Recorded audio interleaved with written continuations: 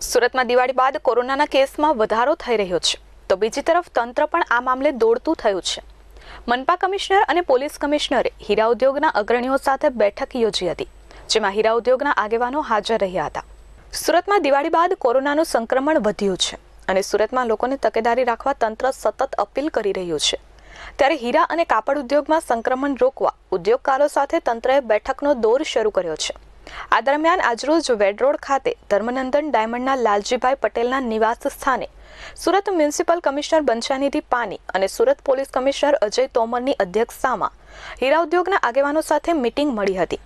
ચેમ્બરના પ્રમુખ દિનેશ નાવડિયા, લાલજીભાઈ પટેલ, રામકૃષ્ણ એક્સપોર્ટના ગોવિંદભાઈ ધોળકિયા, જેબી બ્રધર્સના જીતુભાઈ શાહ તથા સુરત ડાયમંડ એસોસિએશનના પ્રમુખ નાનુભાઈ વેકરિયા અને મંત્રી દામજી માવાણી સહિતના આગેવાનો ઉપસ્થિત રહ્યા હતા અને હીરા ઉદ્યોગમાં કેવી તકેદારી રાખવી અને એસઓપીનું ચુસ્તપણે પાલન કરાવવા અપીલ કરી હતી.